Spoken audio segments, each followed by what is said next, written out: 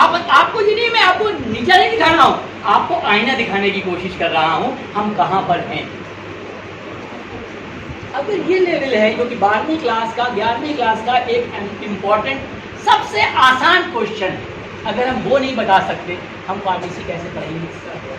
डरा नहीं रहा हूँ, ये बताने की कोशिश इसलिए कर रहा हूँ कि आप अगर इस बात को समझेंगे तो आप गहराई में जाएंगे और मेहनत करेंगे। आप अपनी अहमियत खुद बना सकते हैं बशर्ते आप अगर चीजों को जानते हो। आपने एडमिशन दिया है, you will get degree in 4 years, maximum 5 years, but does it have any worth? इसकी कोई अहमियत है नहीं अगर हमने कोई चीज सीख के नहीं। तो अगर ये 10वीं 9वीं 10वीं 11वीं 12वीं से हमें अगर बेंजीन पढ़ाई जाती है और हम ये ना बता पाए कि बेंजीन में कितने कार्बन हैं, तो आप अपनी गहराई समझ लीजिए आप कहाँ पर हैं और आप लोगों को कितनी मेहनत की। क्योंकि जो फार्मेसी है उसमें खेल ही स्ट्रक्चर और रिसेप्टर था। फिर जब आगे जाएंगे तब आप फॉर्मुलेशन पर जाएंगे कि भाई रोटी को गोल बनाया जाए या चौकोर बनाया जाए, टैबलेट को गोल बनाया जाए, ओवल बनाया जाए, या उसको कवर कैसे किया जाए। हर चीज घर से जुड़ी हुई है हमारे। भाई अगर तेल इतना डाला जाए इसमें अचार में तो इतने दिन तक ये स्टेबल रहेगा। ठीक उसी तरह से हमें मेडिकल फॉर्मुलेशन बनानी है कि कौन सा इसमें स्टेबलाइजर डाला जाए कि जो रिएक्ट भी ना करे और कौन सा सॉल्वेंट डाला जाए जो इसका डिसइंटीग्रेट भी ना करे। तो ये सब चीजें सीखना है आप। तो अगर आप बेसिक चीजें नहीं जानते, अगर आप ABCD नहीं जानते तो आप सेंटेंस कैसे बनाना सीखें? तो पहली चीज क्या है? ABCD। तो ठीक उसी तरह से केमिस्ट्री के अंदर एक बेंजीन लिख सकते हैं। घर में हम लोग नमक यूज करते हैं सब लोग, इसका केमिकल नेम क्या है जी?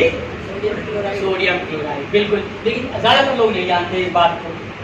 सच्चाई यही है, घर में नमक हम इस्तेमाल करते हैं, लेकिन अगर ये कह दिया जाए कि सोडियम क्लोराइड लेके आओ, अब हम मुझे ताक रहे होंगे इधर उधर की ये क्या चीज है। घर का नमक सोडियम क्लोराइड है, सिंपल कॉमन सॉल्ट जिसे बोलते हैं। तो ये सारी चीजें घर से ही हमें टीचिंग होती है, लेकिन हम लोग अहमियत नहीं।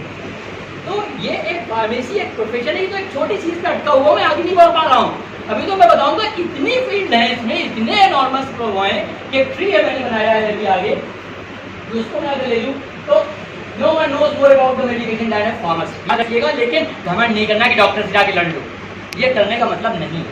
वो आप अपनी नॉलेज से उसे बता सकते हो।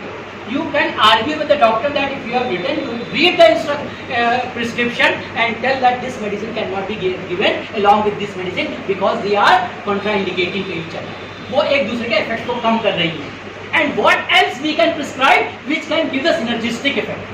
कि आप ये दो ड्रग अगर साथ दे दें तो पहले वाली ड्रग की एफिकेसी डबल हो जाएगी। ऐसी भी ड्रग्स हैं।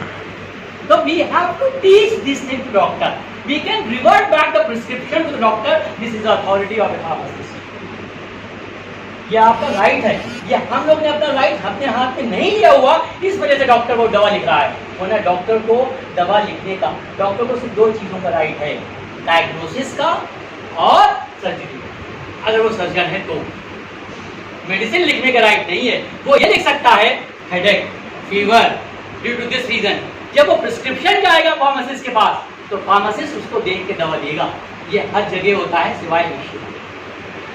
यहाँ तो हम डायरेक्ट ही दवा लिख देते हैं और कोशिश नहीं होती कि अपना ही क्लिनिक के अंदर से दवा भी दे दें उसको, लेकिन मजबूरी है, हमारे हालात है।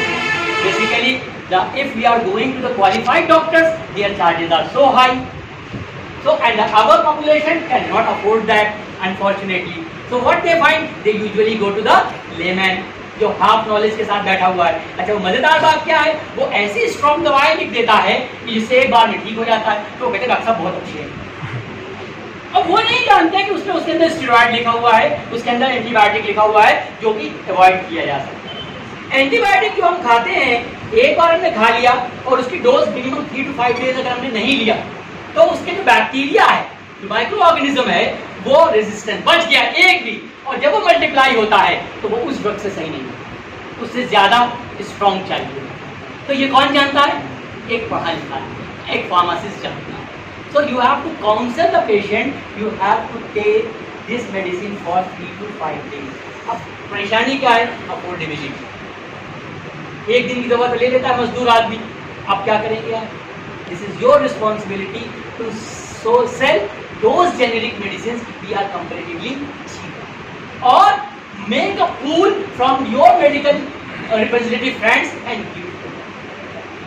इससे मल्टीटास्किंग हो जाती है, आपकी दीन और दुनिया दोनों बन रहा होता है, आपके पैसे भी आएंगे और आपके जो आखिरत का दिन है वो भी तैयार हो जाएगा। तो इस तरह से हमें अपने काम को, ये तो हो गए फार्मेसी।